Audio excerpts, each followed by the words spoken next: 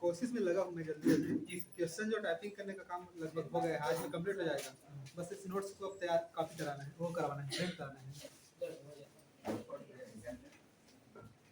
हाँ बोले नहीं, मैं नोट्स किए ना पुस्तक तैयार करवा रहा हूँ। सब पुस्तक बनाने का अपना अपने नाम का लगा हो। तो ये क्वेश्चन बनाने का काम हो गया कंप्लीट।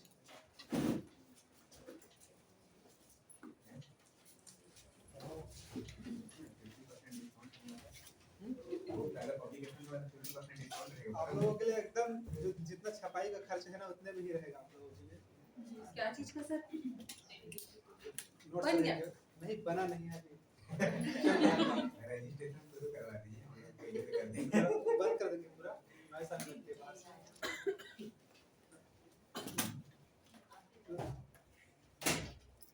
लगभग 70 यानी कि 152 पेज नहीं, लगभग 160 पेज का उसका वो है वस्तुनिष्ठ प्रश्न।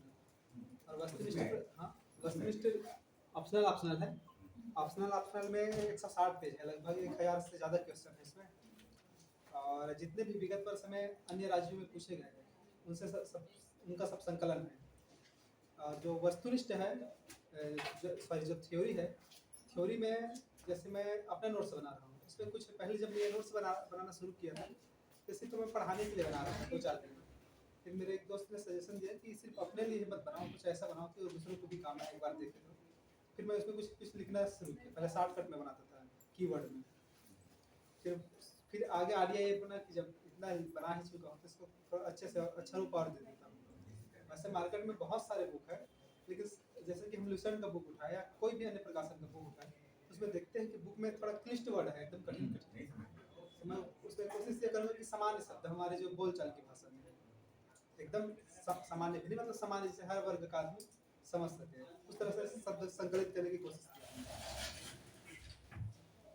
और मेरा मूल विषय हिंदी है, हिंदी से मैं हिंदी में मेरा ज़्यादा रुचि है, इसीलिए कोशिश किया हूँ कि सामान्य हिंदी रहे, खतरनाक हिंदी में रहे। आज हम लोग पढ़ने वाले हैं विशिष्ट बालक। आप लोगों को तो कब तक बन जाएगा सर? कह नहीं सकते हो, क्योंकि ना मेरा काम तो लगभग इस हफ्ते में कंप्लीट हो जाएगा मेरा काम। हाँ। अब उसके बाद वो उनका काम रहेगा छपाई वाले का, वो कितने जल्दी ला के देंगे। हाँ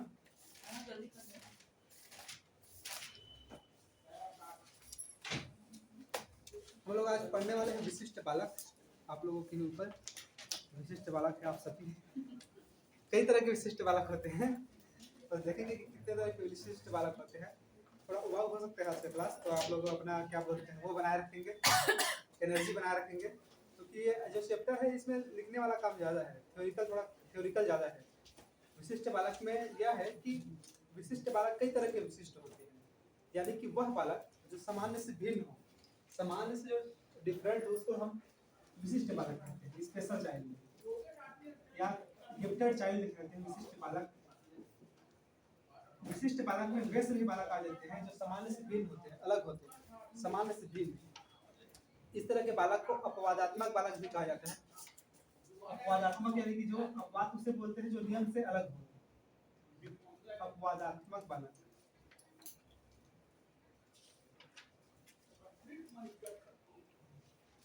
इन विशिष्ट बालकों में कई प्रकार के विशिष्ट बालक आते हैं, यानी कि कई तरह के ऐसे स्टूडेंट होते हैं जो सामान्य से डिफरेंट होते हैं, सामान्य से अलग होते हैं। तो सामान्य से अलग क्या क्या मतलब किन किन तरह के बच्चे अलग होते हैं वो देखेंगे। पहला नाम लिखेंगे प्रतिभाशाली बालक। प्रतिभाशाली बालक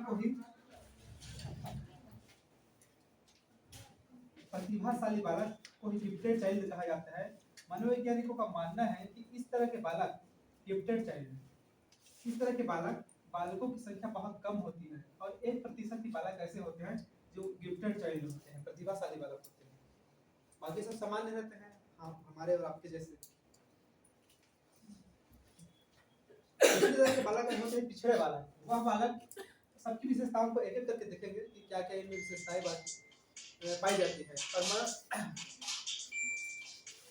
आपके जो साइड पर लगाओ।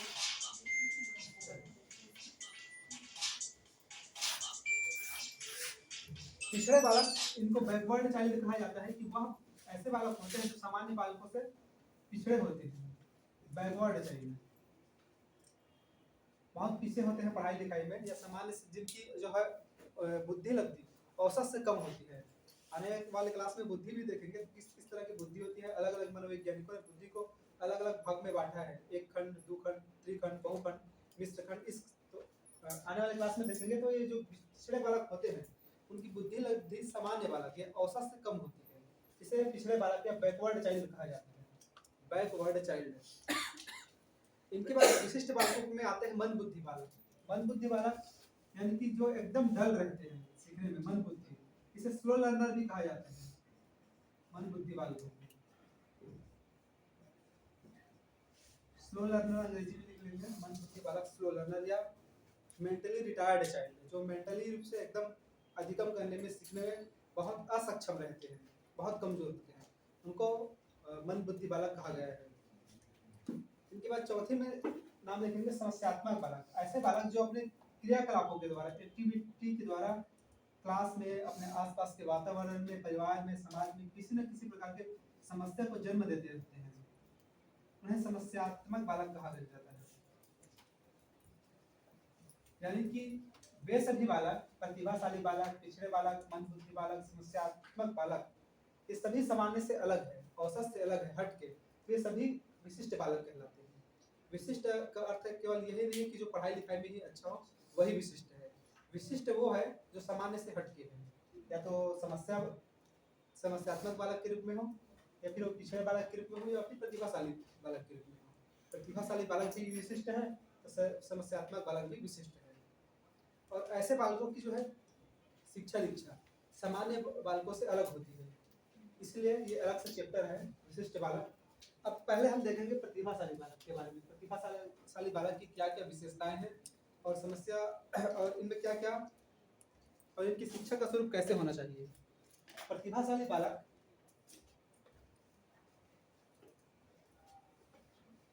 के संबंध में लिखेंगे कि प्रतिभाशाली बालक सभी बातों में सामान्य बालकों से श्रेष्ठतर होता है।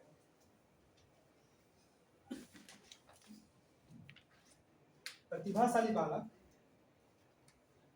सभी बातों में सामान्य बालकों से श्रेष्ठतर होता है।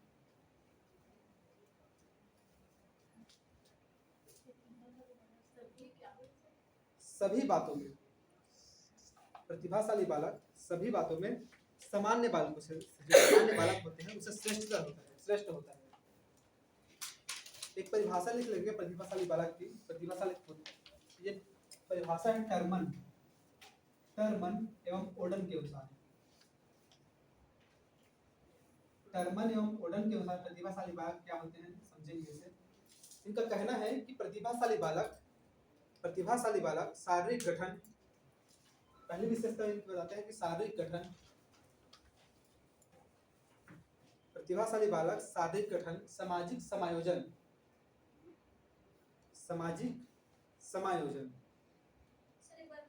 प्रतिभाशाली बालक शारीरिक गठन, सामाजिक समायोजन, दो चीजें हो गया। व्यक्तित्व के लक्षणों,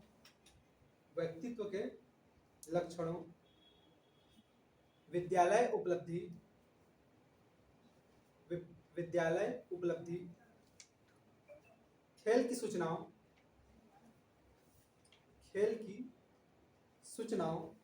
और रुचियों की बहुरूपता में सामान्य बालकों से बहुत श्रेष्ठ होते हैं। सूचनाओं और रुचियों की बहुरूपता में सामान्य बालकों से बहुत श्रेष्ठ होते हैं। यानी कि हर चीज में वो सामान्य बालकों से श्रेष्ठ होते हैं। बुद्धि में, शारीरिक गठन में, सामाजिक समायोजन में, व्यक्तित्व के लक्षणों में, इन सब में सामान्य बालकों से श्रेष्ठ होते हैं। इनकी कुछ विशेषताएं देख लेंगे, और ये विशेषताएं हैं स्किनर एवं हैरीमन के अनुसार। अलग अलग मनोवैज्ञानिकों ने प्रतिभाशाली बालकों की अलग अलग विशेषताएं बताई है। और ये विशेषता है स्किनर के अनुसार एवं हैरीमन के अनुसार। हम लोग जो विशेषता देख रहे हैं वो स्किनर एवं हैरीमन के अनुसार। एग्जाम में कई बार ऐसे पूछा जाता है कि स्किनर के अनुसार प्रतिभाशाली बालकों की क्या विशेषता है, या हैरीमन के अनुसार प्रतिभाशाली बालकों की क्या विशेषता है। तो हम लोग मुख्य मुख्य विशेषताओं को देखेंगे जो प्रतिभाशाली बालकों में होती है। पहली विशेषता ये होती है कि उनके पास विशाल शब्दकोश होते हैं। विशाल शब्दकोश होते हैं यानी कि उनकी डिक्शनरी में वो सामान्य बालकों की अपेक्षा ज्यादा शब्दों के बारे में जानकारी होती है। आप लोग लिखते जाएंगे, मैं बोल रहा हूँ विशाल मानसिक जो है उनकी मानसिक प्रक्रिया की उनकी तीव्रता हो, मानसिक प्रक्रियाओं में वो बड़े तीव्र होते हैं, यानी कि गणितीय सवाल या फिर चीजों को याद रखने में। दूसरी विशेषता होती है मानसिक प्रक्रियाओं में बड़े तीव्र होते हैं।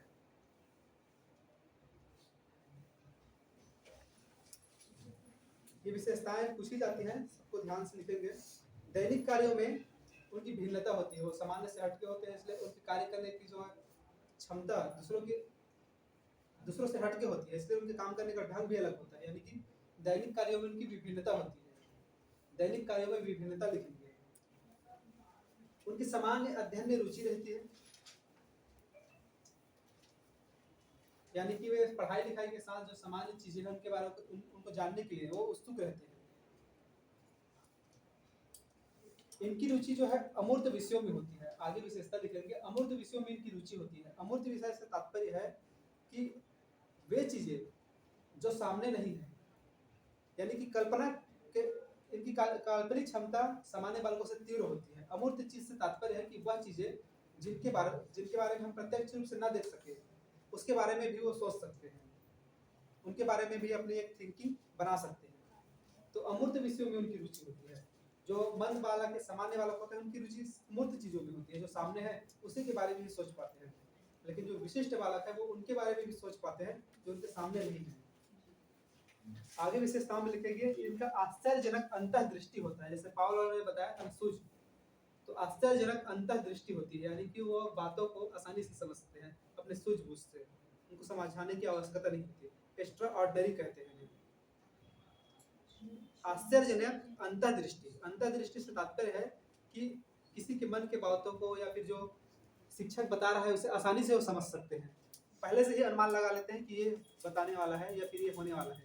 इसे हम कह सकते हैं कि आश्चर्यजनक उनकी अंतःदृष्टि होती है।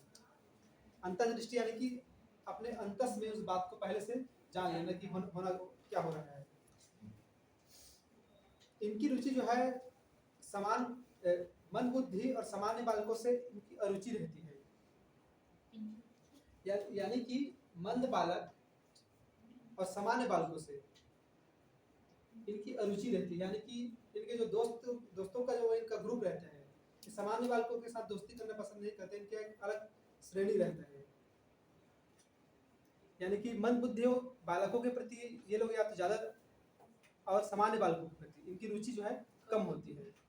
पढ़ने लिखने में ये लोग ज्यादातर रुचि लेंगे या तो अरुचि लेंगे, यानी कि जो पाठ्य पुस्तक है, पाठ्य पुस्तक में अत्यधिक रुचि होगी या तो अत्यधिक अरुचि रहेगी। यानी कि पाठ्य पुस्तक में दिए हुए बातों को विशिष्ट बालक आसानी से सीख लेता है। इसीलिए जो पाठ्य पुस्तक में या तो उनकी बहुत ज्यादा रुचि रहेगी या तो बहुत ज्यादा अरुचि रहेगी, क्योंकि एक ही बार में वो सीख गया, उसका फिर ये रहेगा कि मैं कुछ और नया सीखूं। इसलिए उनकी ये वो पाठ्य पुस्तक में या तो बहुत ज्यादा रुचि लेने लगेंगे या फिर रुचि ही नहीं लेंगे। आगे विशेषताओं में लिखेंगे विद्यालय के कार्यों में बहुधा उदासीनता। विद्यालय के कार्यों में बहुधा उदासीनता,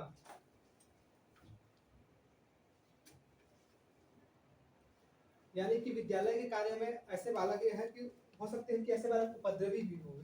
ज्यादा बुद्धि होने के बाद विशिष्ट प्रतिभाशाली बालक क्या करते हैं कि जो सीख लेते हैं फिर दूसरे बालकों को परेशान करते हैं।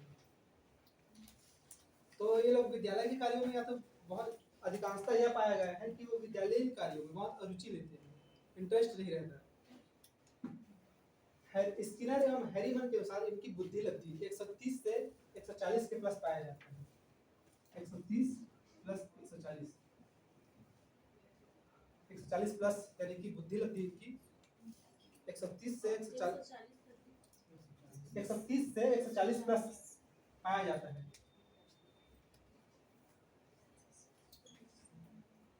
बुद्धि जो हम लोग सामान्य श्रेणी पढ़ते हैं वो टर्मन के अनुसार पढ़ते हैं, लेकिन यह है स्किनर एवं हेरीमन के अनुसार।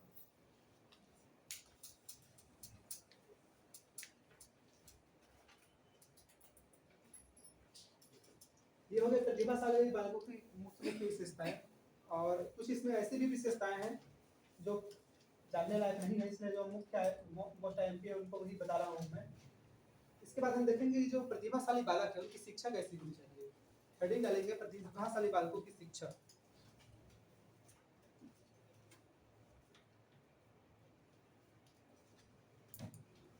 हैविंग हर्स्ट का मानना है कि प्रतिभाशाली बालकों की शिक्षा ऐसी होनी चाहिए जो उनकी व्यक्तिगत विभिन्नताओं तो विभिन्न व्यक्ति की क्या नाम विभिन्नताओं की बता सकते हैं? हैविंग हर्स्ट लिखने की आवश्यकता नहीं, बस जान लीजिए। हैविंग हर्स्ट का ये मानना है कि हैविंग हर्स्ट प्रतिभाशाली बालकों में व्यक्तिगत विभिन्नता होती है, या फिर ये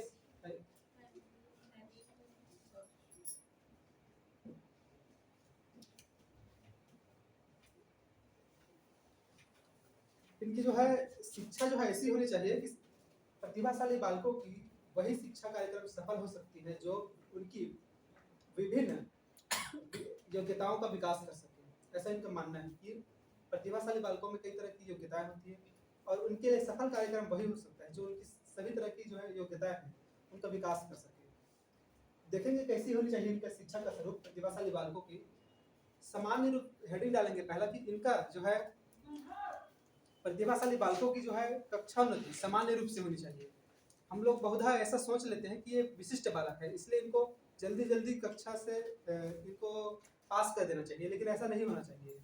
हेडिंग डालेंगे सामान्य रूप से कक्षा उन्नति। कंफ्यूजन हो जाता है कि क्या हेडिंग रहेगा।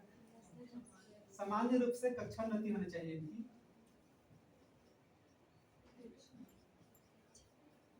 पहली इनकी शिक्षा का स्वरूप यह है कि सामान्य रूप से इनको कक्षा में 7वीं के बाद 8वीं, 8वीं के बाद 9वीं, 9वीं के बाद 10वीं, एक साल में जैसे सब बालकों के लिए है वैसे इनके लिए भी होना चाहिए। कई बार हम यह मान लेते हैं कि प्रतिभाशाली बालक है तो चीज़ों को आसानी से सीख गया तो 6 महीने में ही इनको दूसरी कक्षा में बिठा दे, फिर 6 महीने बाद दूसरी कक्षा में बैठा दे, यानी कि सामान्य बालकों से इनकी शिक्षा की अवधि कम होनी चाहिए ऐसा मान लेते हैं, लेकिन ऐसा होना नहीं चाहिए मनोवैज्ञानिकों के अनुसार। क्योंकि अगर वो प्रतिभाशाली है तो केवल एक ही क्षेत्र में प्रतिभाशाली हो सकता है, जीवन के विविध आयामों को वो सामान्य बालकों की तरह ही सीखेंगे। इसीलिए उनकी जो है कक्षा उन्नति एक क्रम के अनुसार होनी चाहिए सामान्य बालकों की तरह। अगर ऐसा किया जाए कि उन्हें सामान्य बालकों की तरह शिक्षा दीक्षा न देकर जल्दी जल्दी उनको आगे क्लास में बढ़ाया जाए तो हो सकता है कि उनका समुचित विकास न हो पाए, वह उन क्षेत्रों में पीछे रह सकते हैं जिन क्षेत्रों को ज्ञान उन्हें पहले था ही नहीं। क्योंकि अगर वो प्रतिभाशाली है इसका तात्पर्य यह नहीं है कि वो सारे क्षेत्रों में प्रतिभाशाली है।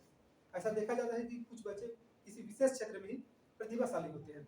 कोई अगर पढ़ने लिखने में प्रतिभाशाली है इसका मतलब यह नहीं कि वो सामाजिक रूप से अच्छे से उनका विकास हो गया है। ऐसा हम बहुत अपने आसपास उदाहरण देखते हैं कि जो पढ़ाई लिखाई में तो बहुत अच्छे रहते हैं लेकिन सामाजिक रूप से समायोजित नहीं रहते। तो इनको जो है कक्षा रहती सामान्य रूप से होना चाहिए, एक के बाद एक सामान्य बालकों के साथ में। दूसरी विशेषता है या दूसरी इनका शिक्षा का स्वरूप है विशेष या विस्तृत पाठ्यक्रम होना चाहिए इनके लिए। विशेष व विस्तृत पाठ्यक्रम। अब प्रतिभाशाली है तो उनकी प्रतिभा को सम्मान मिलना चाहिए, तो इसके लिए आवश्यक है कि कहते हैं कि खाली दिमाग शैतान का घर। उनके पास दिमाग ज्यादा है तो उनको कामों में इतना ज्यादा उनका जो है पाठ्यक्रम इतना विस्तृत रहना चाहिए ताकि वे अपने जो है बुद्धि का सही जगह उपयोग कर सकें। विस्तृत होना चाहिए और सामान्य बालकों से हो सकता है कि हम उनसे दूसरा पाठ्यक्रम दें या ज्यादा काम लें। तीसरा लिखेंगे शिक्षक को व्यक्तिगत ध्यान देना चाहिए ऐसे बालकों को। शिक्षक को व्यक्तिगत रूप से ध्यान देना चाहिए। जो सामान्य बालक है उनके ऊपर शिक्षक को व्यक्तिगत रूप से ध्यान देना चाहिए।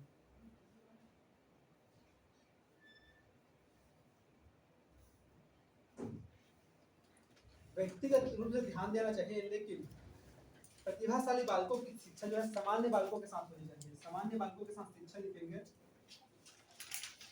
सामान्य बालकों के साथ इनकी शिक्षा होनी चाहिए, क्योंकि जो प्रतिभाशाली बालक है समाज का ही विभिन्न अंग है, उनको हम अलग से शिक्षा दीक्षा देकर किसी अलग समाज के लिए तैयार नहीं कर रहे हैं, वो पढ़ाई लिखाई करके शिक्षा प्राप्त करके इसी समाज में उनको आना है। इसलिए सामान्य बालकों के साथ उनकी शिक्षा दीक्षा होनी चाहिए, ना कि उन्हें अलग अलग करके पढ़ाया लिखाया जाना चाहिए। ऐसे बालकों के लिए विशेष अध्ययन की सुविधाएं होनी चाहिए, जैसे कि अलग से उनके लिए पुस्तकालय या अलग से उनके रुचि के अनुकूल पुस्तक उनके पास होनी चाहिए या उस विद्यालय में होनी चाहिए, यानी कि विशेष अध्ययन की सुविधाएं होनी चाहिए। जो प्रतिभाशाली बालक होते हैं वे बहुत जल्दी उब जाते हैं, तो उनके लिए विशेष पाठ्यक्रम के साथ साथ पाठ्य सहगामी क्रियाएं होनी चाहिए। जैसे कि अगर किसी बालक की रुचि खेल में है तो उनके लिए खेल की सुविधा होनी चाहिए, किसी बालक की रुचि अगर लिखने में है तो उनके लिए लेखन कौशल का विकास किया जाना चाहिए, किसी बालक को अगर गायन में वादन में ज़्यादा शौक है रुचि है तो उनको ऐसी शिक्षा देनी चाहिए। यानी कि एक शब्द में कह सकते हैं कि पाठ्य पुस्तक के साथ साथ पाठ्य सहगामी क्रियाएं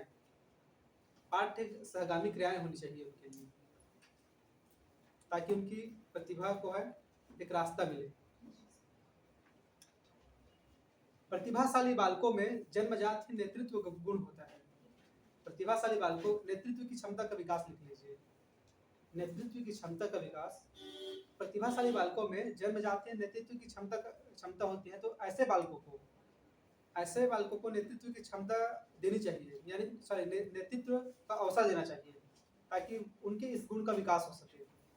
जैसे कि सुभाष चंद्र बोस जी थे, वो उनके प्रतिभा उनमें प्रखर थी और उनमें नेतृत्व की भी बड़ी क्षमता थी। शुरू जब वो क्रांतिकारी आंदोलन में लगे थे तो छोटे मोटे कुछ काम किया करते थे। जब वो क्या नाम था उसका जिसके विरोध में वो खड़े हुए थे कांग्रेस से, पट्टाभी सितार मैया ऐसा कुछ नाम था, पट्टाभी सीतारमैया, पट्टाभी सितार मैया, हाँ वैसा ही कुछ नाम था। तो उनके विपक्ष में खड़े हुए थे, गांधी जी उनको खड़ा किए थे, लेकिन उनकी ओर से सिर्फ गांधी जी की ओर से बस उनको वोट मिला था, बाकी सारे वोट सुभाष चंद्र बोस की ओर। हाँ, इसके बाद उन्होंने फिर कांग्रेस से इस्तीफा दे दिया और अन्य गतिविधियों में हिस्सा लेने लगे। बाद में उनके एक मित्र ने उनको सलाह दिया कि आपकी जो ऊर्जा है अनंत है, आपको ऐसे छोटे छोटे काम में नहीं उलझना चाहिए, कुछ अच्छा सा काम करो जिससे इस देश को आज़ादी मिल सके। फिर वो सिंगापुर गए और अपनी आज़ाद हिंद फौज की स्थापना की। तो प्रतिभाशाली बालकों में होती ही है नेतृत्व की क्षमता। हिटलर को देख ले, मुसोलिनी को देख ले, अगर उनको वो भले ही गलत रास्ते में गए लेकिन उनमें प्रतिभा थी, उनमें नेतृत्व का क्षमता था, इसलिए पूरा देश उनके पीछे दौड़ पड़े। तो ऐसे बालकों को नेतृत्व की क्षमता का सही दिशा में अगर शिक्षा मिले तो एक अच्छा सा नेतृत्व संभाल सकते हैं।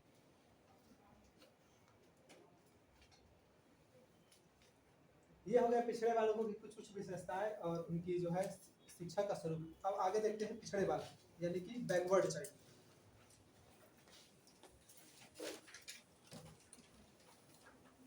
पिछड़े बालक बैकवर्ड चाइल्ड।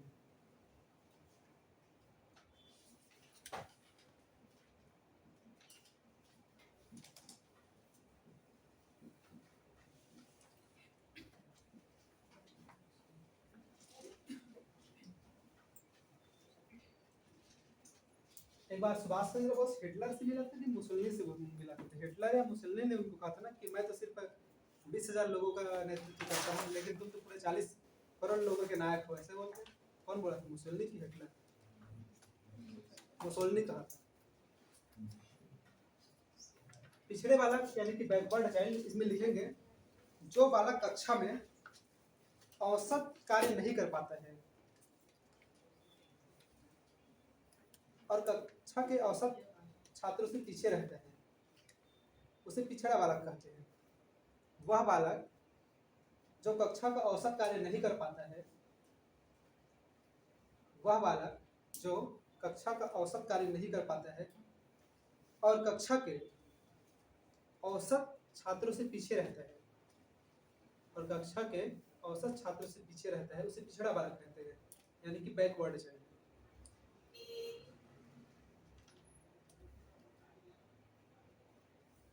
इसके साथ इतना हुआ, इसके साथ इसमें लिखना है कि पिछड़े बालक का मंद बुद्धि होना आवश्यक नहीं है।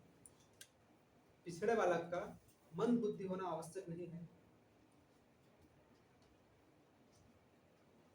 पिछड़े बालक का मंद बुद्धि होना आवश्यक नहीं है। पिछड़ेपन के अनेक कारण हैं। पिछड़ेपन के अनेक कारण हैं।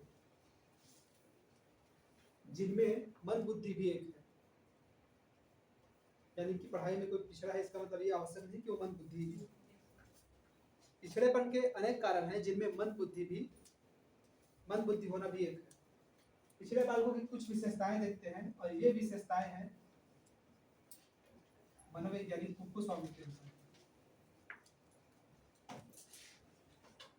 पिछड़े बालकों की विशेषताएं हैं कुप्पू-स्वामी के अनुसार। प है कि फ है सर?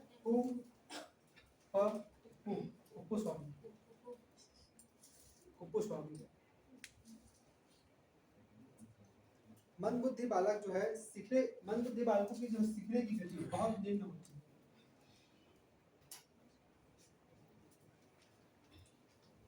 सब चीज सिर्फ पढ़ाई लिखाई नहीं, सामाजिक समायोजन भी इनका बहुत निम्न होगा। अधिगम तो निम्न होगा ही, साथ साथ ही इनका सामाजिक समायोजन भी बहुत निम्न होगा। धीरे धीरे सीखेंगे।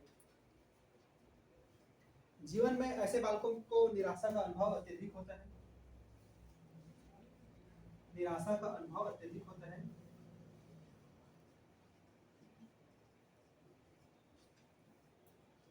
यानी कि जो पिछड़े बालक हैं उनकी सीखने की क्षमता बहुत निम्न होगी, और निराशा का अनुभव इन लोगों में बहुत होगा। ऐसे बालक जो है समाज विरोधी कार्यों में हमेशा प्रवृत्त पाए जाते हैं। समाज विरोधी कार्य करते हैं इनके अंदर। समाज विरोधी कार्य,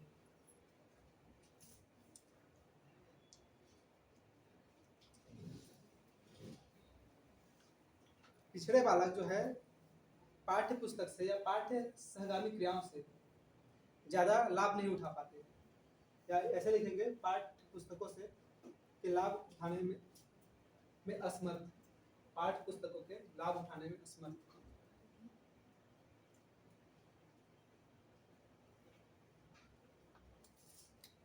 कुप्पू-स्वामी के अनुसार ऐसे बालकों की जो बुद्धि लब्धि है वो 90 से 110 के बीच होती है। बुद्धि लब्धि इनकी 90 से 110 के बीच होती है।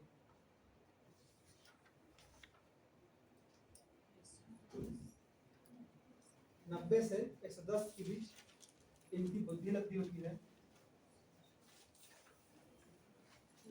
पिछड़े बालक जो है सामान्य शिक्षण विधि जो सभी बालकों के लिए लागू है, सामान्य शिक्षण विधि या सामान्य पाठ्यक्रम से शिक्षा ग्रहण करने में असमर्थ होते हैं।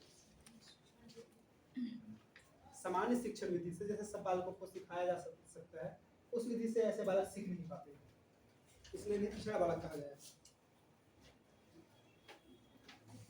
सामान्य शिक्षण विधि से ऐसे बालक बहुत सीख नहीं पाते।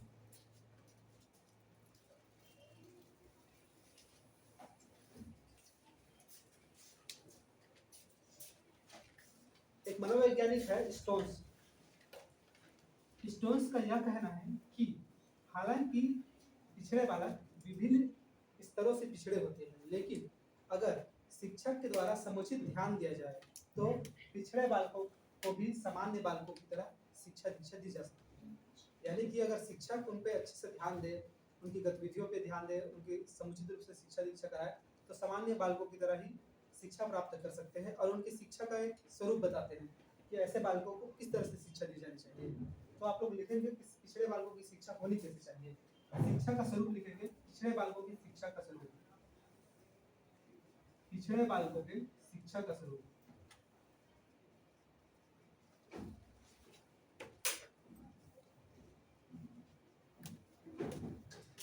पिछड़े बालकों के शिक्षा का स्वरूप है, ऐसे बालकों के लिए विशिष्ट विद्यालयों की का संगठन होना चाहिए। निर्माण नहीं ना, विशिष्ट, ऐसे बालकों के लिए विशिष्ट विद्यालयों का संगठन। विशिष्ट विद्यालयों का संगठन।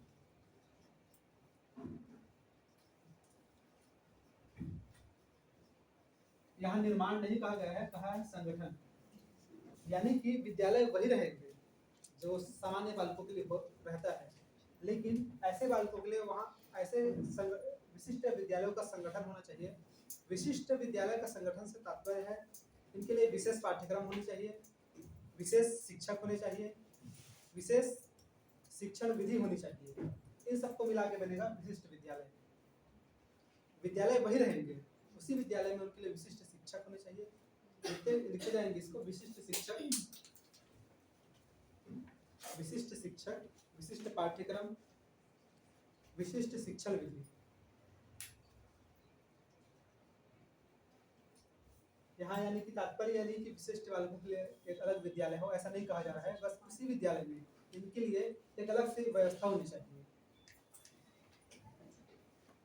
पिछड़े बालकों को हस्तशिल्प की शिक्षा दी जानी चाहिए। लिखेंगे हेडलाइन, हस्तशिल्प की शिक्षा।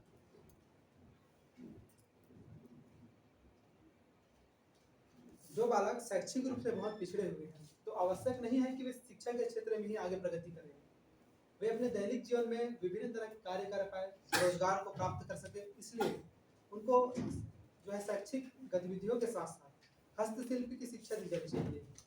यानी कि कुछ बनाने के लिए, मैकेनिक बनाने के लिए आप कुछ उन्हें सिखा सकते हैं, पढ़ाई का काम सिखा सकते हैं, या विभिन्न तरह के रोजगार मूलक उन्हें शिक्षा दे सकते हैं, ताकि वे शैक्षिक क्षेत्रों में अगर ज़्यादा अत्यधिक प्रगति न कर सके तो अपन जीवन यापन करने के लिए भी वो सामान्य बालकों की तरह जो है सक्षम हो सके। सांस्कृतिक विषयों की विभिन्न लोगों को शिक्षा दी जानी चाहिए। हस्तशिल्प की शिक्षा के साथ लिखेंगे सांस्कृतिक विषयों की शिक्षा, सांस्कृतिक विधियों की शिक्षा, सांस्कृतिक विषयों की शिक्षा, क्योंकि समाज में रहने के लिए आवश्यक है कि समाज के विभिन्न रीति रिवाज संस्कार का इनको ज्ञान हो। इसलिए ऐसे बालकों को सामाजिक शिक्षा के लिए सांस्कृतिक शिक्षा दी जानी चाहिए। ऐसे बालक आगे लिखेंगे, ऐसे बालकों की शिक्षा के लिए विशेष शिक्षण विधि का प्रयोग करना चाहिए, विशेष शिक्षण विधियों का प्रयोग करना चाहिए।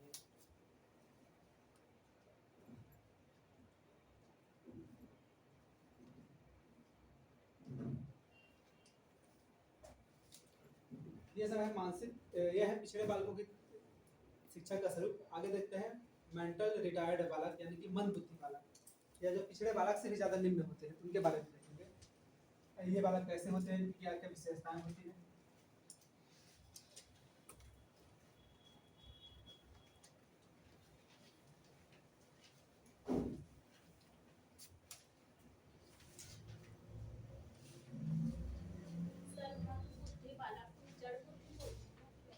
हाँ, अभी बताऊंगा, बहुत सारे नाम हैं इनके और अलग अलग नामों से एग्जाम में आते हैं। मानसिक रूप से मंद बालक, हेडलाइन डालेंगे विशिष्ट बालक है मानसिक रूप से मंद बालक। मेंटली रिटायर्ड चाइल्ड, अंग्रेजी में भी लिख लेंगे मेंटली रिटायर्ड चाइल्ड।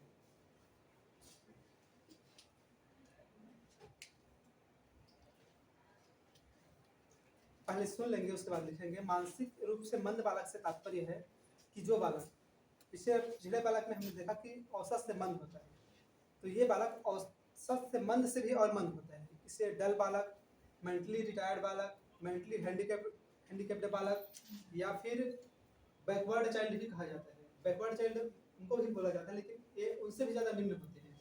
इनकी जो है सीखने की क्षमता पिछड़े बालकों से भी और निम्नतर होती है। लिखेंगे इसमें सामान्य मानसिक मंदता का अर्थ है, मानसिक मंदता का अर्थ है औसत से कम मानसिक योग्यता। मानसिक मंदता का सामान्य अर्थ है, मानसिक मंदता का सामान्य अर्थ है औसत से कम, औसत से कम मानसिक योग्यता।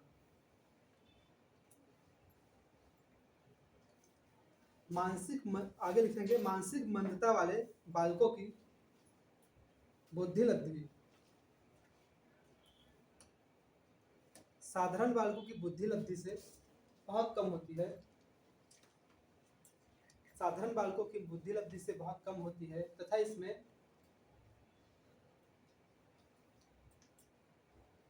विभिन्न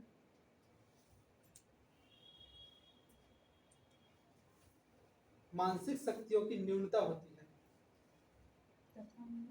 तथा उनमें मानसिक शक्तियों की न्यूनता होती है।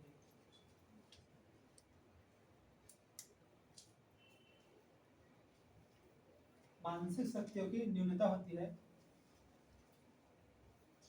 स्किनर ने आगे बस इनका कुछ नाम लिखेंगे। स्किनर ने कुछ नाम बताया है, ऐसे बालकों को कुछ नाम गिनाए हैं कि ऐसे बालक को और किन किन नामों से जाना जाता है स्किनर के अनुसार। स्किनर ऐसे बालकों को मंद बुद्धि बालक कहते हैं। मंद बुद्धि बालक का जो नाम है वो स्किनर ने ही दिया हुआ है। मंद बुद्धि यानी कि मेंटली रिटायर्ड अंग्रेजी में। कुछ कुछ नाम लिख लेंगे इनका। अल्प बुद्धि, मंद बुद्धि के बाद अल्प बुद्धि, मंद बुद्धि, अल्प बुद्धि। धीमी गति से सीखने वाला यानी कि स्लो लर्नर।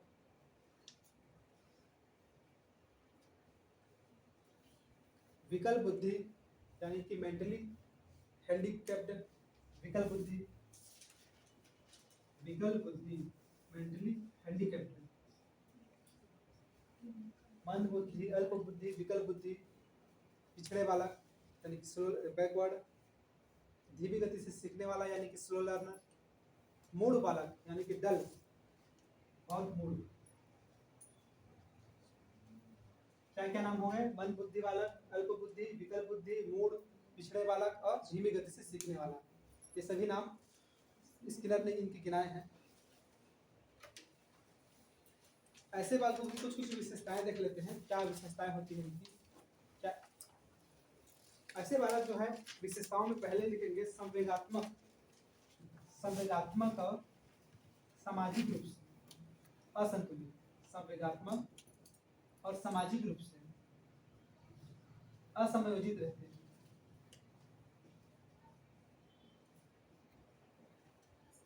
संवेगात्मक और सामाजिक रूप से असमयोजित रहते हैं यानी कि समाज में और अपने संवेग में इस समायोजन नहीं कर पाते हैं। बहुत ज्यादा उपद्रवी भी हो सकते हैं, बहुत रोकने मनाने वाला हो सकता है। सीखी हुई बातों को ऐसे बालक जो है नई परिस्थिति में प्रयोग नहीं कर पाता है। जो सीख गए वही बस सीख पाते हैं, यानी कि उसी चीज को, सीखे हुए ज्ञान को नई परिस्थिति में किस प्रकार से प्रयोग करना है ये नहीं सीख पाते। सीखे हुए ज्ञान को नई परिस्थितियों में प्रयोग करना नहीं सीख पाते। सीखे हुए ज्ञान को नई परिस्थितियों में प्रयोग नहीं कर पाते।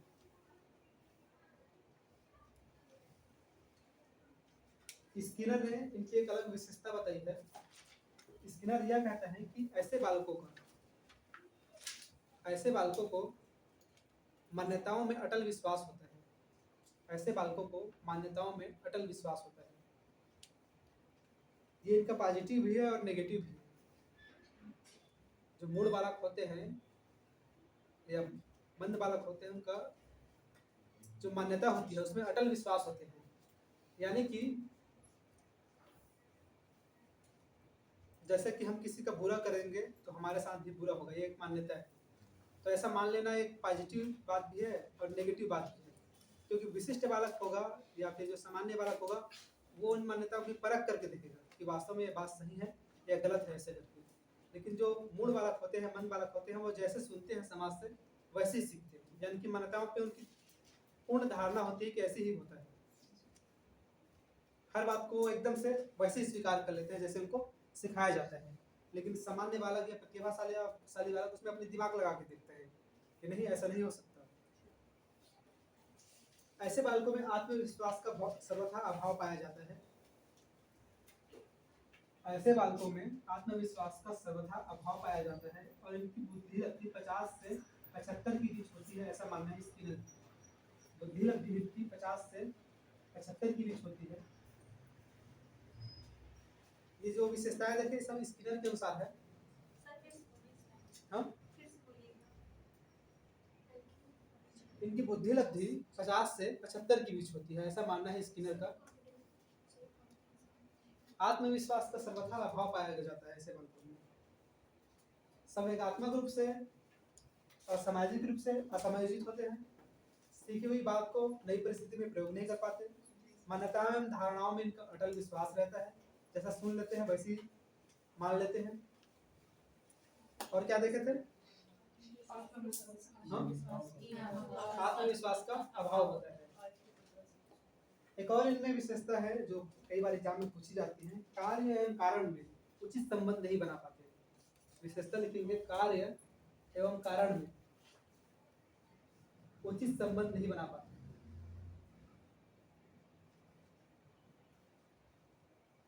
जैसे कि वो छोटा बालक रहता है ना, कार्य एवं कारण में उचित संबंध नहीं बना पाते। जैसे गिर गया और किसी कुर्सी से उनको चोट लग गई, तो उनको ये लगता है कि इस कुर्सी ने ही मुझे गिराया है, और कुर्सी को पीटना शुरू कर देते हैं। तो कार्य और कारण में उचित संबंध नहीं बना पाते। जैसे कि उनकी तबीयत खराब हो गया और डॉक्टर उनके लिए थर्मामीटर लाए, तो बोलेगा कि थर्मामीटर ही खराब है, मेरा तबीयत खराब नहीं है। स्कूल जाते हुए अगर बारिश हो जाए तो उनको यह लगेगा कि मैं ही जब स्कूल जाता हूँ तभी बारिश होती है, मैं स्कूल ही नहीं जाऊँगा। यानी कि कार्य और कारण में उनका तालमेल नहीं बैठा पाते, अपनी धारणा बनाते हैं। यानी कि समझ सकते हैं, ऐसे आप कोई दोस्त हो तो कहना तो मन बुद्धि है।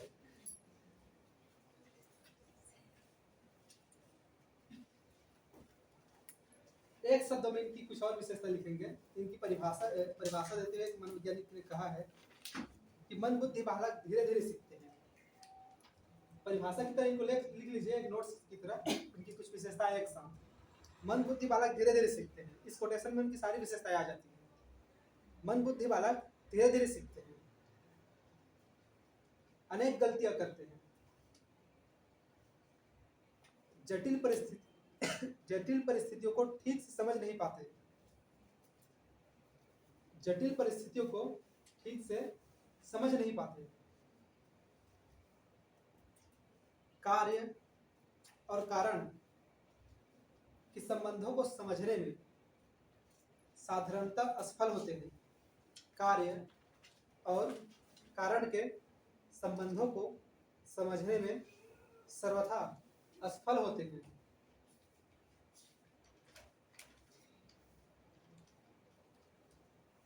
और कार्यों के परिणाम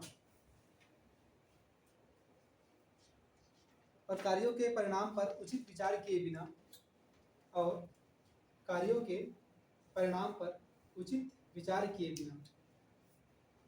बहुधा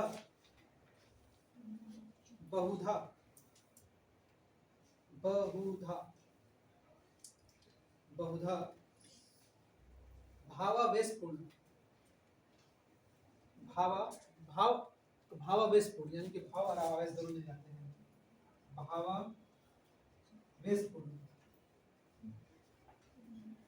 भावावेशपूर्ण कार्य करते हैं, बहुधा भावावेशपूर्ण कार्य करते हैं, भाव के आवेश में आते हैं। ये एक लाइन में मन बुद्धि बालकों की कुछ सारी विशेषताएं आ जाती हैं कि ऐसे होते हैं मन बुद्धि बालक। मन बुद्धि बालकों की शिक्षा सभी मनोवैज्ञानिकों के अनुसार लगभग वैसी ही होनी चाहिए जैसे पिछड़े बालकों की।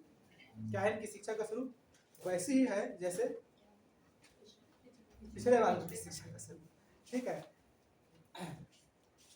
और क्लास है या बुर हो गए? मन बुद्धि बालकों की शिक्षा के स्वरूप के बारे में बात करते हुए स्किनर कहते हैं जो इनकी शिक्षा का स्वरूप कैसे रहेगा, सामान्य पिछड़े बालकों की तरह। ठीक है, और स्किनर ने कुछ बातें बताई है ऐसे बालकों के लिए। उनका कहना है कि मन बुद्धि बालकों के लिए अलग से कार्यक्रम होना चाहिए। लिख लेंगे, स्किनर के अनुसार अलग से कार्यक्रम होने चाहिए। अलग कार्यक्रम में क्या क्या बात बताते हैं? इनको अपनी देखभाल के लिए प्रशिक्षण मिलना चाहिए, आर्थिक प्रशिक्षण मिलना चाहिए और सामाजिक प्रशिक्षण मिलना चाहिए। स्वयं के देखभाल के लिए उनको प्रशिक्षण मिलना चाहिए। मन बुद्धि वाला कैसे रहते हैं तो स्वयं अपनी देखभाल भी नहीं कर पाते, नहा नहीं पाएंगे, ब्रश नहीं कर पाएंगे, एकदम डल।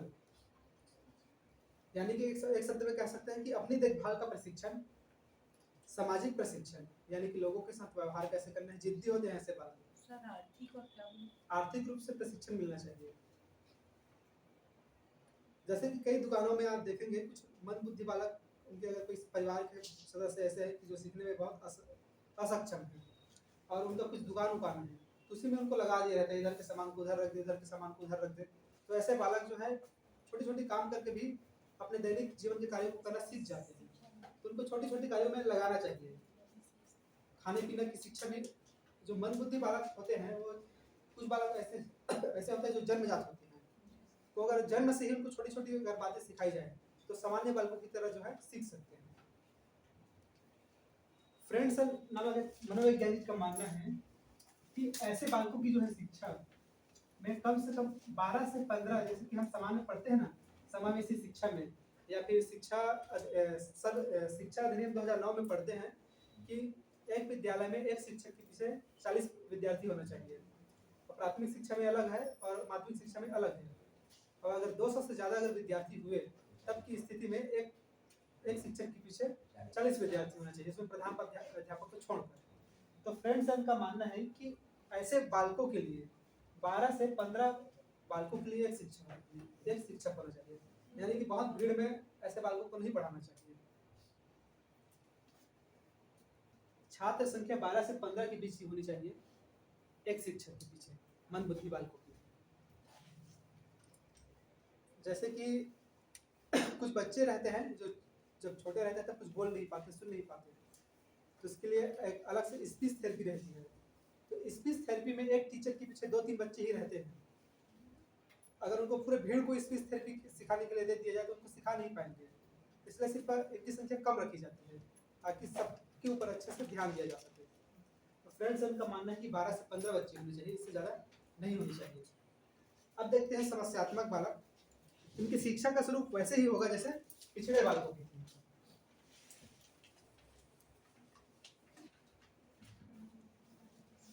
पिछड़े समस्यात्मक बालक यानी कि ऐसे बालक जो अपने किसी न किसी कार्य से कक्षा में, आसपास के वातावरण में, समाज में समस्या उत्पन्न करते हैं, इसे समस्यात्मक बालक कहा जाता है। क्या लिखेंगे? समस्यात्मक बालक ऐसे बालक होते हैं जो अपने कार्यकलापों के द्वारा, अपने व्यवहार के द्वारा समस्या का कारण बन जाते हैं या समस्या उत्पन्न करते हैं। समस्यात्मक बालक ऐसे बालक होते हैं जो अपने कार्यकलाप के द्वारा समाज में, वातावरण में, आसपास परिवार व पड़ोस में समस्या उत्पन्न करते हैं। इसे समस्यात्मक बालक कहा गया है। इनके कुछ प्रकार है समस्यात्मक बालकों के। समस्यात्मक बालकों को विभिन्न प्रकार है, इनकी संख्या निश्चित नहीं है, कई प्रकार की समस्या होती है, लेकिन मुख्य प्रकार को लिखेंगे। चोरी करने वाले बालक। हाँ, समस्यात्मक बालकों के कुछ टाइप्स हैं, क्या क्या समस्या करने वाले बालक रहते हैं।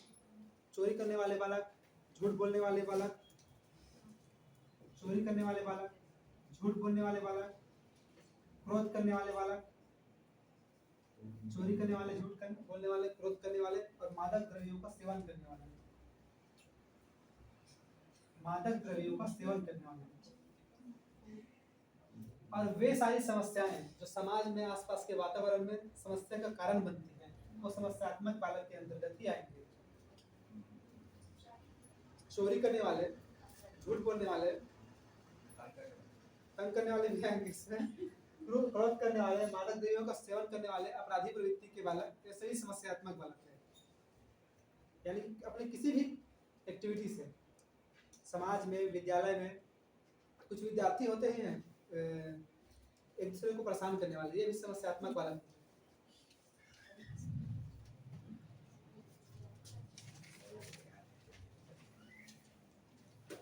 अब देखते हैं कि कुछ अधिगम से संबंधित समस्या होती है। अधिगम से संबंधित हेडिंग डालेंगे।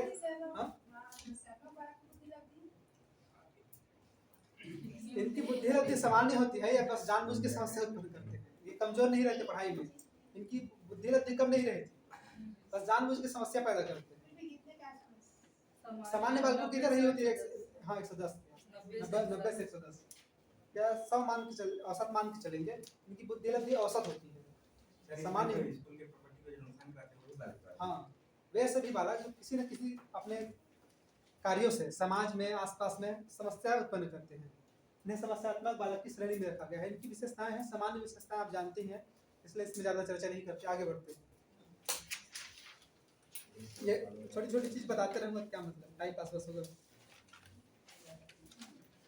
इनकी भी विशेषता बता सकते हैं 1 घंटे से। चोरी करते हैं, चोरी क्यों करते हैं? अज्ञानता के कारण। उनको पता नहीं रहता कि ये चीज़ मेरी है या किसी और की है। कई बार अपने माता पिता को परेशान करने के लिए भी चोरी करते हैं। कई बार इनकी आवश्यकताओं की पूर्ति नहीं हो पाती, इसलिए चोरी करते हैं। बहुत सारे कारण हैं, आप भी जानते हैं चोरी क्यों करते हैं। तो आगे बढ़ते हैं इससे। कुछ भाषा संबंधित समस्याएं देखते हैं जो क्वेश्चन में बार बार आते हैं। इसमें आता है सवाल पेपर में अधिगम संबंधी समस्याएं लिखेंगे या अधिगम असक्तता लिखेंगे। अधिगम असक्तता, सामान्य शब्दों में सीखने से संबंधित समस्या लिख सकते हैं। अधिगम असक्तता, असक्तता, असक्तता, सीखने से संबंधित समस्या, यानी कि कुछ अधिगम संबंधी समस्या है जो एग्जाम में बार बार पूछा जाता है, किस तरह की समस्या है। उनमें लिखेंगे पहला अलेक्सिया, समस्याओं के नाम और इन क्या समस्या है वो देखेंगे। अलेक्सिया, हम अलेक्सिया इनकी विशेषताओं में लिखेंगे ये मस्तिष्क विकार है, मस्तिष्क विकार या पढ़ने से संबंधित इसमें अक्षमता होती है। इसे शब्द अंधता, सर एक बार स्टार्ट से बोलिए। अलेक्सिया मस्तिष्क विकार है, यानी कि मस्तिष्क का विकार है, दिमाग विकार से विकार है, यानी कि पढ़ने से संबंधित उनमें अक्षमता होगी। पढ़ने से संबंधित अक्षमता, अक्षमता,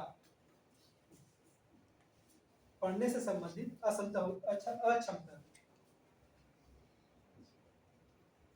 अक्षमता। इस अलेक्सिया को हिंदी में शब्द अंधता भी कहा जाता है। शब्द अंधता, शब्द अंधता, पाठ्य अंधता, यानी कि शब्द अंधता, पाठ्य अंधता और विजुअल अफेजिया भी कहा जाता है। देखने में समस्या, विजुअल अफेजिया, अफेजिया, यानी कि होता क्या है कि बालक जो है किसी पाठ को पढ़ेगा, यहाँ पे लिखा है सर्कस, तो उसे सीधा सीधा पढ़ेगा सकस, र को काट देगा। यहाँ पे लिखा है कमल, कमल वध लिखा है तो कम वध ऐसे पढ़ेगा, ल को काट देगा। तो यानी कि देखने से ये उसके मस्तिष्क का विकार है, तो शब्दों को ढंग से नहीं पढ़ पाता है, इसलिए इसे शब्द अंधता कहा गया है। जैसे कि कोई किसी के पास कोई चलते चलते किसी से टकरा जाता है, उनको बोलते हैं अंधरा हंस काली दिखाई, वैसे शब्दों के साथ टकरा जाता है, उनको देख नहीं पाता है, आगे बढ़ जाता है उससे, इसीलिए इसे शब्द अंधता, पाठ्य अंधता, विजुअल अफेजिया कहा जाता है। ये समस्या उनकी मस्तिष्क की है, मस्तिष्क उन चीजों को रीड नहीं कर पाता, उससे वो आगे बढ़ जाता है। इसे कहा जाता है अलेक्सिया। इसके ही दो छोटे छोटे भाई बहन हैं अलेक्सिया के, वो भी इससे संबंधित है, पढ़ने से संबंधित, विकार से ही संबंधित है, इसके लिए छोटे भाई बहन है बोल रहा हूँ। उसमें लिखेंगे अफ्रेक्सिया, अफ्रेक्सिया,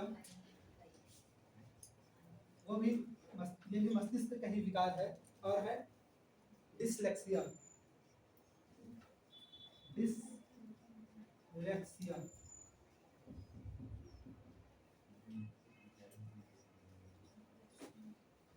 अप्रेक्सिया और डिसलेक्सिया, वो भी ये दोनों भी मस्तिष्क के ही विकार हैं।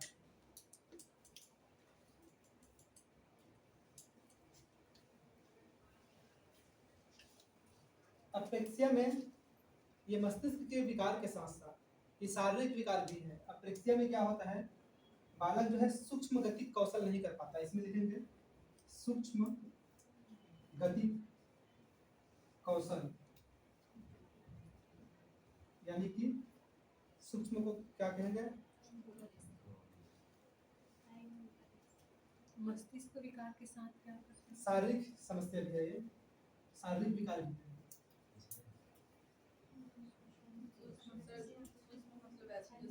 यानी कि जैसे छोटे छोटे चीज है उनको पकड़ने से संबंधित समस्या होगी, यानी कि पेन को ऐसे नहीं पकड़ पाएंगे, तो बड़े बड़े चीजों को पकड़ लेंगे लेकिन छोटी चीज को पकड़ नहीं पाएंगे।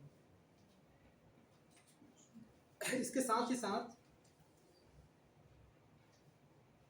बोलने में, चलने में इत्यादि चीजों में उन्हें समस्या होगी, बात करने में। इसमें अप्रेक्सिया में इसमें सूक्ष्म गति कौशल करने में समस्या होगी, यानी कि चीज़ों को पकड़ने में, सुनने में, चलने में, बोलने में, सारी चीज़ों में उनको समस्या है। ये अप्रेक्सिया के अंतर्गत आती है। डिसलेक्सिया में ये तारे जमीन पे जो था ना, वो वाला डिसलेक्सिया है। उसमें शब्दों को उस पर उल्टा पुल्टा उनको दिखाई देता है, जैसे कि लिखा है बॉय तो वो BYO ऐसे पढ़ सकते हैं, या मैक्स लिखा है तो मैक्स को वो एम एक्स ए ऐसे पढ़ें, यानी कि शब्द उनको उल्टे पुल्टे दिखाई देते हैं। ये एक बार टेट में आया था, तारे जमीन में जो फिल्म है उसमें का जो पात्र है किस समस्या से ग्रसित था, वो डिसलेक्सिया से पीड़ित था, यानी कि शब्द उनको उल्टे पुल्टे नजर आते थे। जैसे कि यहाँ पे अगर लिखा रहेगा महल, तो वो पढ़ नहीं पाएंगे महल को, मलह ऐसे पढ़ेंगे, आगे पीछे हो जाते हैं शब्द उनके नजर में, और फिर पढ़ गलत रहे हैं तो लिखेंगे भी गलत। उसका ट्रीटमेंट है? हाँ, उनके लिए अलग से उनका इलाज होता है, पढ़ाई भी उनके लिए अलग रहती है। आगे लिखेंगे डिस्ग्राफिया। डिस्ग्राफिया लिखने से संबंधित विकार है, यानी कि जिस भी व्यक्ति का जो है लिखने में बहुत ज्यादा अशुद्धि करता है, या आप लिखे खुदा बांचे। मेरा सब ब्लैक बोर्ड में व्हाइट बोर्ड में होता है, काफी में नहीं होता, इसमें लिखने का ज्यादा अभ्यास नहीं, इसलिए यानी कि मैं इस समस्या से ग्रसित ही हूँ। डिस्ग्राफिया डिस्ग्राफिया डिस्ग्राफिया ये लिखावट से संबंधित विकार है, लेखा संबंधी विकार कह सकते हैं, यानी कि या तो बहुत ज्यादा लिखने में गलती करेंगे, लेखन संबंधी विकार एक शब्द है, लिखने से संबंधित समस्या करेंगे, यानी कि जिनका राइटिंग बहुत खराब रहेगा या फिर बहुत ज्यादा लेखन में त्रुटि करेंगे, वो सभी डिस्ग्राफिया है, यानी कि मस्तिष्क का विकार है। आगे लिखेंगे डिसकैलकुलिया। डिसकैलकुलिया यानी कि गणित से संबंधित जितनी भी समस्या है, ये सभी इसी विकार के कारण है, इसी समस्या के कारण है। इसमें ग्राफी गणित या फिर अंक गणित, ज्यामिति गणित, सभी तरह के गणित आ जाएंगे। वे डिसकैलकुलिया यानी कि गणित से संबंधित विकार, यानी कि वे गणित संकल्प जोड़ने में घटाने में जो समस्या है वो इस समस्या के कारण होती है, डिसकैलकुलिया। आगे लिखेंगे डिस्थीमिया। ये क्या समस्या है? ऐसे बालक हमेशा बहुत टेंशन में रहते हैं, बहुत भारी टेंशन, हमेशा भारी टेंशन में रहते हैं, जिसके कारण उनके अधिगम पर असर पड़ता है और वो सीख नहीं पाते। डिस्थीमिया गंभीर तनाव की अवस्था में रहते हैं, और गंभीर तनाव की अवस्था के कारण इनकी अधिगम बहुत निम्न होती है।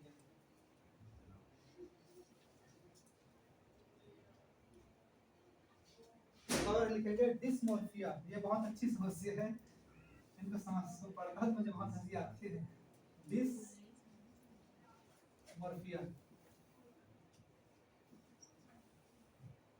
इसमें बालक जो है हमेशा भ्रम की अवस्था में रहता है, आप लोग भी रहते होंगे। डिस्मोर्फिया, ये सर अच्छा नहीं पढ़ा है, वो अच्छा पढ़ाते हैं, ये भी एक भ्रम है, जितना पढ़ना है खुद से ही पढ़ोगे। डिस्मोर्फिया, इसमें ऐसे होते हैं, उनको ये भ्रम होने लगता है कि ये मेरा हाथ इस हाथ से बड़ा है क्या, ये उंगली इस हाथ की उंगली से छोटी बड़ी है क्या, ये हाथ ज्यादा काला है, ये ज्यादा गोरा है क्या, इस तरह के भ्रम होते हैं। यानी कि बालकों में जो छोटी छोटी भ्रम होती है, लगता है कि इस क्लास में मैं ही ज्यादा मन बुद्धि हूँ, ऐसा लगने लगे, ये भी इसी भ्रम है उनका। हर प्रकार के यानी कि जो भ्रम होती है वो इसी समस्या के कारण होती है, डिस्मोर्फिया। इनको रोज आप लोग प्रयोग करते रहिए, आपको डिस्मोर्फिया हुआ है, आपको डिस्ग्राफिया हुआ है, आप डिस्कैलकुलिया हो, इस तरह से याद हो जाएंगे कौन कौन सी समस्या है। ठीक है,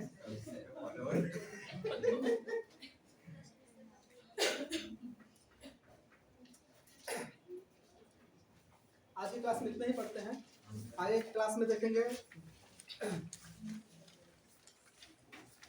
मापन वगैरह देखेंगे, मापन और मूल्यांकन क्या है, और देखेंगे बुद्धि क्या है, बुद्धि लब्धि के प्रकार देखेंगे।